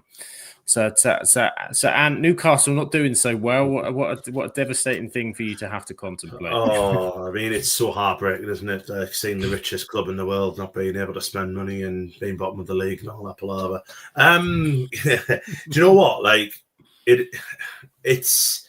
I think anyway. There's two sides. So I think the first one is, I think teams have got used to what they're doing, because what they did a few years ago was they were kind of doing what we were doing, getting stuck into teams, and they were, using the dark arts. Joe Linton was going around flying into challenges and stuff. I think maybe now teams are getting a bit used to that and are kind of doing it back to them, and I don't like it. I mean, Joe Linton had to go off, didn't he, on Sunday? We got knocked to his shin or something like that. But if you dish it out, you got to be able to take it, haven't you? And I also think as well, I think where Eddie Howe is falling a little bit short is they're going on like four fronts, like they've got the League Cup, which they're still in. They've got the Champions League, which to be fair, they are doing very well in. The league and obviously the FA Cup as well, which they'll probably want to win because it's still the biggest cup competition in the world, isn't it? And for me, I don't think they've got the squad for it. I think they've still got a few players that are in that team who probably aren't good enough, and are in the squad who probably aren't good enough. Like Emil Kraft, I don't think he's a very good footballer at all. And like I say, I just think they've been found out a little bit because they haven't got that plan B. Newcastle have never had it. Waldemar come, and the problem is with Waldemar is in the box he's brilliant, but anywhere else he's very, very clumsy, and I don't think he makes the ball stick as much as I thought he would. Being a big lad, you know what I mean? I don't think he's like that out for them, and they're just easy. They're easier to play against And that's the problem. And yeah, PSR is a big factor for him, but PSR is a big factor for everybody. Everyone in this league has still got the same rules. You know what I mean? They've still got 2 or 3 years. United's had an issue with PSR. We will have one in a couple of years' time, but that's not anyone's fault that Newcastle can't sell assets. You know what I mean? Can't get assets to sell on. The biggest one they sold recently is Elliot Anderson. Look what he's doing with Forest. He's absolutely smashing it. So maybe Newcastle should look at the academy, look at some players who can make the step up and invest in that instead of buying 60-odd million rated players, because it's not sustainable. It's proven time and time again that kind of throwing money at things isn't sustainable, especially with PSR. And so at some point you're going to have to trust in the youth. And worryingly as well for Newcastle, in about 2 to 3 years' time, that back four ain't young, like Fabian Schär and Kieran Trippier and all that. They're in the latter stages of the career, aren't they? Dan Burn, I don't think it's a left back. I don't think Nick Pope's a top quality goalkeeper. I think he's a good shot stopper. I don't think he's a top quality goalkeeper. At some point, I think a big side will come in for Guimaraes. And Anthony Elanga hasn't done it, and I don't think Anthony Gordon has either this season. So when they're off form, when their players are off form, they are struggling. I'm over the moon it's happening. You know what I mean? The stick they gave us when we were out the league and stuff like that. And then obviously him, what Anna said, like them giving her a stick and all that stuff. Just it is funny. Like I've got to be honest. And they always say I don't think they'll get dragged into the relegation fight. I think they have got good enough players. But I will say one thing: no team is too good to go down. And we've seen it happen time and time again. You look at last year with Spurs finishing 17th, and I think Spurs were lucky that there was the relegated sides were poor. You know what I mean? And now you're looking at bar Wolves, because obviously Wolves I think are really struggling. But you look at West Ham, Forest picking up points. Leeds have had a decent start. Burnley were good at home. They'll be looking over their shoulders a little bit. And like I said before, they've got City away. And then in December, they've got a big hard run, plus a derby, which anything can happen. And if they don't improve that away form, they are going to get sucked into it, because at some point, the home form will fall off. Exactly that, as you said, Ant, it can be, and the fact that those promoted sides this year, so as we said, we're not expecting Sunderland are gone, and Burnley and Leeds are playing well. At the minute they're sat outside of there, despite a couple of dodgy results recently. But they're still in it. It's potential that we could get some shocks. We certainly could get some shocks this season. Can I say though, it is absolutely hilarious. I'm sure everyone else agrees. It is absolutely hilarious to see them meltdown online. I mean, my God. It is an absolute meltdown. Absolutely, it's not been a happy season at all for Newcastle fans. And Graham says the back four aren't young, so over 30. Then there you go. And it may come to a point as well about Eddie Howe. I agree with what Heather said about Eddie. I think Eddie Howe's a cracking coach, and I think Eddie Howe will be at some point the England manager. I think later in his career, and I think we'll probably win a tournament because he's a master of the dark arts as well, but he does get teams playing some lovely football. So he's got everything as Eddie Howe.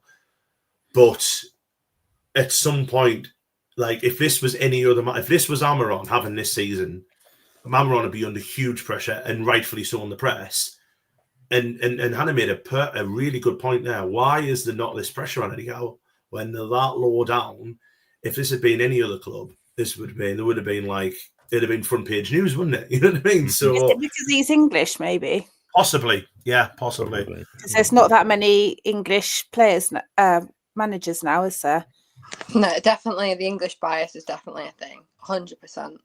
I mean, I like to say it's no disrespect to him. It's just the second you start losing games, you come under that scrutiny. I've just not seen that for him. I've not. Even Newcastle fans are backing him, which is fine. I don't know that club like they do, but there certainly has to be questions asked about what kind of mentality is it when you go away from home, and it looks like an easy 3 points for people at the minute. Yeah. So we'll see. Especially as well, where both the games have been quite similar in the last week, where they've gone 1-0 up, then a team's got an equaliser, and then gone on to win, and both of them have gone on to win 3-1. I think that says quite a lot. And as well, both have scored in the latter stages of the game to get the third one. in stoppage time where, I think obviously Newcastle are going for an equaliser and stuff. But when you watch the games back, compared to what they were doing 2 years ago, it's a very different Newcastle side. You know what I mean? It's a side that are crumbling. Sides that are letting teams get an easy 3 points, as you said before. And that would be the most worrying thing if you were a Newcastle fan, the fact that they're lying down quite easily. This we could come back in a month's time and there could be, 4 games unbeaten, 1-4 about to play in the derby, and I might be a little bit less optimistic as what I am now. But if this was happening on Saturday, I would be absolutely over the moon that we're playing them, because I think they're an easy touch at the moment. And that's going to be the hardest thing for Eddie Howe is, how would you get that into your players to become that steely side again when it's obviously now that the confidence is bereft, to be honest. Pressure is building, and I think will continue to. I think we'll start to see it. Because the other word as well, the easy targets like the Amarims and whatever continue sort of on, and I think then it starts to. It won't be long before people start to poke it, but definitely I think the English bias has helped for now. Aled is in as well. He says hello to us. He's come in, and it's almost Brian Broby, Matthias de Ligt time. He's in injury time here. But he's currently en route home for Marine versus Telford. Simon says both Spurs and Man United were lucky. 3 teams were shitting them last season. It was 5, wasn't it, Anna? We had 5 below us. We were comfortably safe. And hello to Zach. He says hope everyone is having a fantastic day. So there we go. We will bring up now. So I'll flip over to this screen so I can bring up. Oh, we've lost someone. Hannah's back. Yeah, there we go. That's okay. I don't mind. Luke Shaw again. Just giving you. Luke Shaw's playing all sorts of gremlins here tonight. But so here we are, Matchday 11. So there was no away wins this weekend. The other games we didn't talk about, Everton beating Fulham, we touched on briefly, but Fulham, after their win against Wolves last week, then went down again. A happy win for Everton at the Hill Dickinson Stadium, so important win for them. West Ham are starting to back-to-back wins now. They're starting to. The Nuno revolution is amongst us. They've got an important win against Burnley. Turned at just the right time, isn't it? Yeah, and it's pulled Burnley down there as well. So, really good win and good to see. I like Nuno, so I'm happy. I'm not overly keen on West Ham as a club, but I like Nuno as a manager, so I'm glad for him. And Burnley is starting to maybe look like a team that are going to struggle this season. So home form's dropped off, and now the away form as well. So, worrying times if you're Scott Parker. Yeah. Or Dan Moorhouse. Dan Moorhouse, yeah. He's just happy at the minute. Just don't look down, Dan. Whatever you do, don't look down. But yeah, did anyone see? I saw a report this week as well. But Thomas Souček came out and said that he'd been struggling for 2 years with insomnia. Basically, like he said, sort of depression. He said he was getting sort of crippling fear about having to play. He said he was going into games on like no sleep whatsoever and finding it was a massive sort of mental issue. So I'm fair play for him speaking up about it, but I can't imagine that. Yeah, you've got to go. You've got to go and you're playing a Premier League game against some top level energy midfield, thinking, I haven't slept a wink. I'm in trouble here. But I've got a wonderful. If he is struggling, I've got a wonderful YouTube playlist that I've got with like it's rain stuff because I struggle with insomnia actually, and that helps me no end. So if he wants to get in touch, Thomas, it's the Relax Guy on YouTube. There you go. This is it. Well, cheap plug.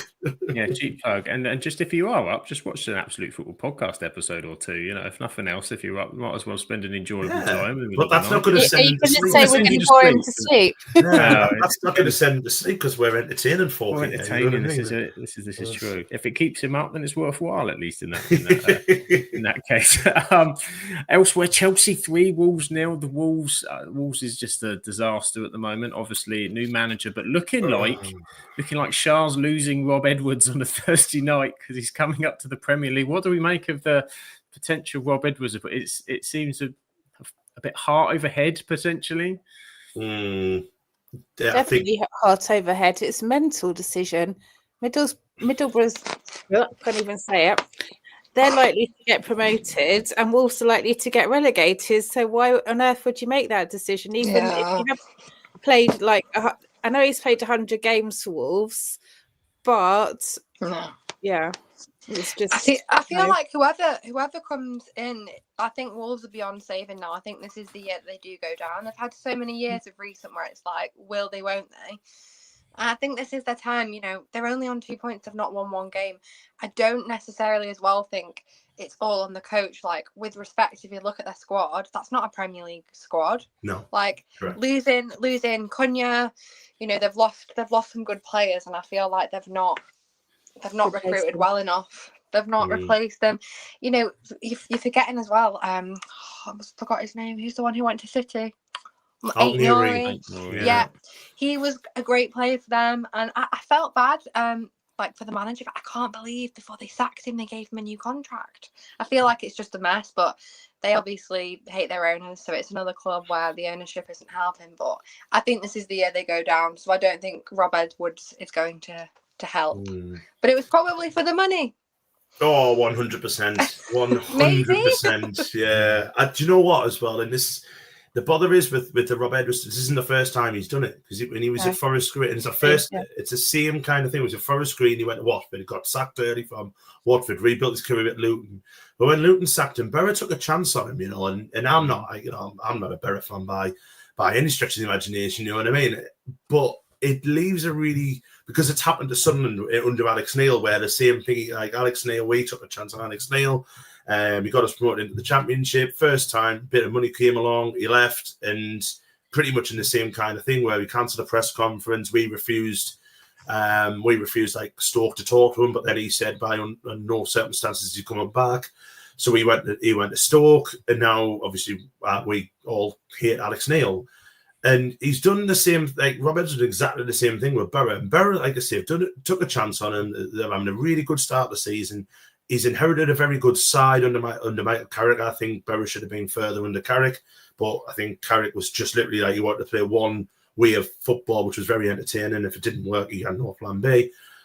But with him going there, and if it doesn't work, and I agree with you, and I don't think it will. I think it's a next season appointment already, and it's just trying to get some now. But then it already puts pressure on him for next season. And then people are just going to go, well, hang on, like if it doesn't work out Wolves, hang on, teams took a chance on you and you blew them out the first chance you've got for a bit more money. It's a huge, huge risk for him, huge risk. And I can't see it working at all. And I really hope it doesn't, because I don't think people like that deserve to be in this game, to be honest. Yeah, it's a situation that he's walking into a disaster, and as you said, it's not left a fairly nice taste, I think, generally in the mouth of people of football. So you then got those two things going together. As you said, the people who you look at the signings, the people that they let go in the summer, not just the summer. The last three, I think we covered this last week. The last 3 seasons, they've sold their captain. So their club captain for the last 3 seasons. And, there's players littered around the Premier League and other places that was, Aït-Nouri went last year. We said about Mateus. Mateus Nunes was playing for Man City. Yeah, the other day doing bits. They've had players like Ruben Neves, Martino's gone, Pedro Neto's playing for Chelsea. Yeah. They've got players. Semedo went in the summer as well. They've lost Connor Cody. They've lost Max Kilman. They've lost. It's just you can't continue on that kind of echelon. And as you said, the managers that they gave Gary O'Neill a 3-year contract and sacked him in a similar time scale as well. It's just ridiculous. Like, what is Jeff Sheath thinking? Because it's not even like I didn't understand at the time, because when they gave him the new contract, he was on 1 point. Like, and there was like 8 games in. It's like, what are you doing? Yeah. Anyway. Yeah. It just speaks a lot for them as well that the first person he actually approached was Gary O'Neill to come back, wasn't it? And then he turned them down. Rob Edwards isn't even the first choice. Ten Hag. Ten Hag. Please let that happen.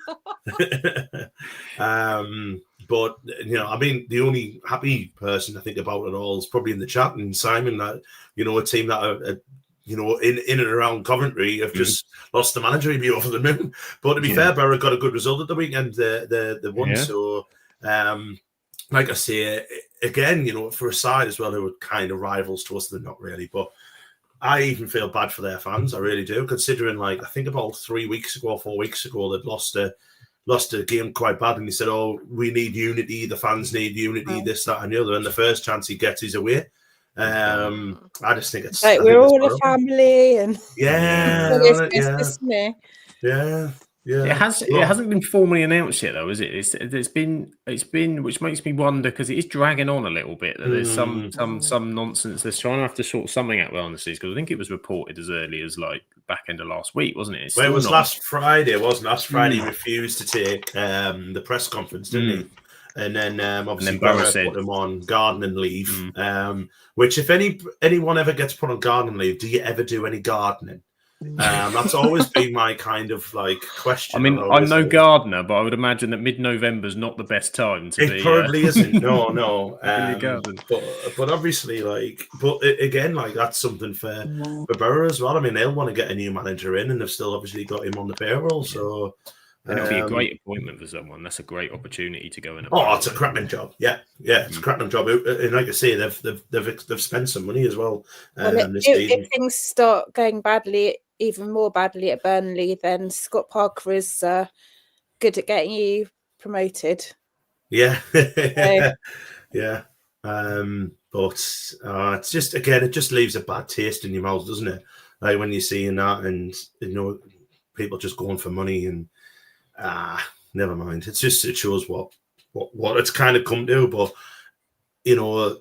again, to agree with Hannah, he's not going to save them. That they're done. They're down already for me, because they're not good enough. There's not one player, maybe Strand Larson, who you think, he'll do a good job anywhere in the league, won't he? You know what I mean? But apart from that, they've got nobody.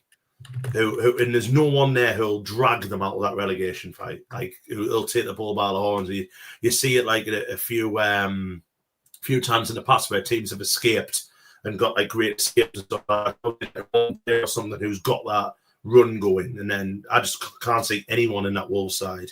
And then they bring in a bloke who, the only time he's been in the Premier League, he got relegated. So yeah, it's not. Yeah, should have gone for Sam Allardyce. Well said, Simon. Big Sam, yeah. So says get a bit of Big Sam in, as well as saying that Simon agrees. He believes he's only gone for one and one thing only, which is the money. And Graham, we know likes a good pun. So he says, Rob Edwards going from Wolves to Borough. From Borough is like climbing out of the lifeboat and back onto the Titanic, he says there. So there you go. And massive congratulations in the chat. Aled has been a member for 6 months of the podcast. Absolute legend, Aled. And Aled can enjoy watching an episode about Anne. That's what members get to enjoy. Yeah, that was good, wasn't it? It was fun.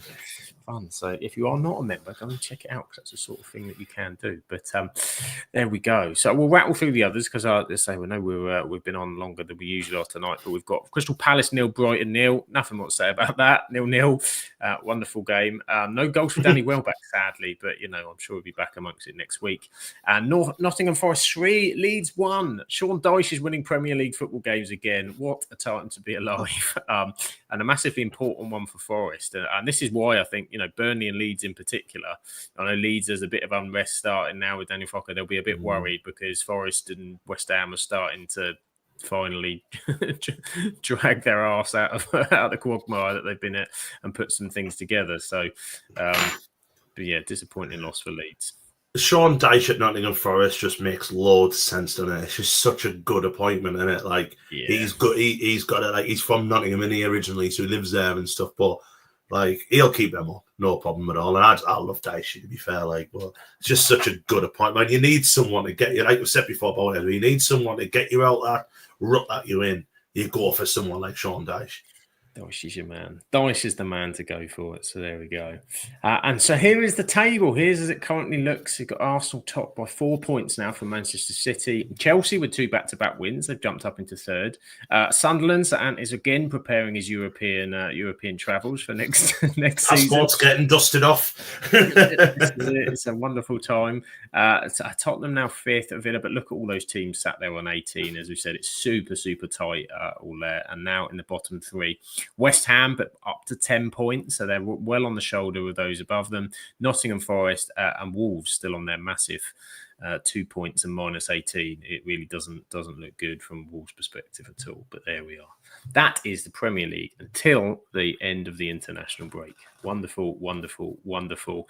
And it has been wonderful to chat Premier League with these wonderful people. Thank you to everybody in the chat as well. It's been great to talk with all of you. And thanks to my super, super co-host. And where can everybody find your wonderful self? On Thursdays more normally, but yeah, I'm on @_Waterson on Twitter and Blue Sky. And if you want to follow the Sunderland Women's podcast, we're on Monday night at 8:30 on Twitter. So there you go. There you go. Plenty of places to catch Anne. And Han, it's wonderful to have you back. Hannah's been back with us on the pod. Fantastic to have you back. Fantastic to have you back with a smile about Manchester United as well. Hopefully that will continue. Where can everybody find you and what you're up to? I need to thank Delit actually for saving my blushes. Thank you, Delit. You can find me on Twitter and TikTok at UnitedHan. Just find me like in the Newcastle comments, trolling them after they lose a game. You know, there's always that. But yeah, I'm probably the most active on Twitter. But I will be back on here soon. Thank you so much for having me. Manjit, you're welcome. Very excited. Actually, need to thank Richarlison for taking his shirt off. Yeah, assist. Richarlison can have an assist. Assist for Thank that one. you, Richarlison. You clumsy bugger. You emotional bugger. And of course, Heather, where can everybody find your wonderful self as well? It's down there, Hedgehog73 on everything that I'm on. Everything there you can find it. And I am at Sam Absolute FBL, mostly on Twitter and some TikTok bits and some other bits eventually. But it's a busy month. There's lots going on. So it's mostly all about the Absolute Football podcast. And something that's very exciting, which if you've been watching our socials this week, is, I can confirm, our new social media team. What a load of lovely faces we have there. How exciting for next year. We've got the wonderful Rebecca, who of course you'll know from a Tuesday. We've got the Super Ben, who's on the non-league show. We've got Dreety from the lower league team. And of course, Jen as well from the non-league team. Very excited. And thank you to those guys for wanting to do it and get involved. We're working the details on that out, but effectively going to be sort of from next year, hopefully, so we can produce a few more bits of content, clips, social media stuff.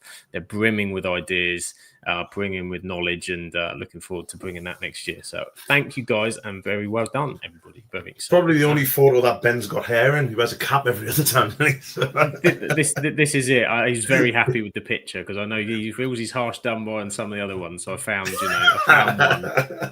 one that just highlights his youthful, beamish grin to join in. And I thought, particularly to be fair, if I'm putting him next to Rebecca and Dreety, I needed to ensure that we were giving everybody their best smiles. So absolutely happy to have that team on board. And of course, we are here on 4 days a week at 8:30 live, Monday, Tuesday, Wednesday, Thursday. On Monday, it's the Absolutely Non-League show with Shah and in collaboration with NL Full Time. You can catch that. They did a wonderful show yesterday. Very interesting. Although we won't talk about the Matchday result tonight. That didn't happen. So if we don't say it, it didn't exist. On Tuesday, it's the Absolute Premier League show, of course, for us and the team. I'm not sure what we're going to do next week because there is no Premier League and there is international stuff, but it doesn't start, I don't think, until the Thursday. Is it this Thursday? God knows what's going on. Yeah, England play on Thursday, yeah. We could maybe talk international football. Maybe we'll have a bit of a summary.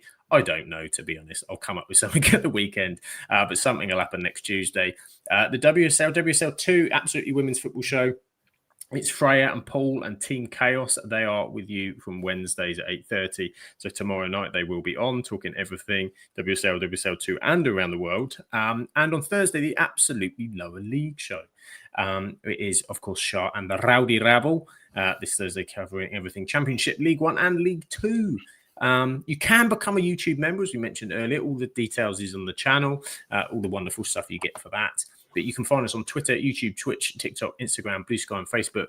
Just read it there on your screen. And if you're on audio, just type it in. Just type the Absolute Football podcast in, and it'll probably come up somewhere. So it's worth a shout to do it. Graham says quiz night. We've got Christmas coming up, Graham. I can't be giving quiz nights away too early. Can't be giving that away. But of course, we do have other stuff, wonderful stuff on the channel. Charles completed the Women in Football series. The first season is up on the channel with some wonderful women in football if you want to check that out. And we'll be back with that in the new year, as well as interviews, club episodes, and other stuff that will be coming up as well. So wonderful times. But now just a thank you to everybody. Have a wonderful week. Enjoy the internationals. I know we all are looking forward immensely to Albania, England, so we have to wait another week for the Premier League. But maybe it leads to a World Cup win. Who knows? Let's be positive. It won't. I said let's be positive, Ant. Come on. Don't end on a negative. But have a wonderful week, and we'll catch you soon. Take it easy. Ciao for now.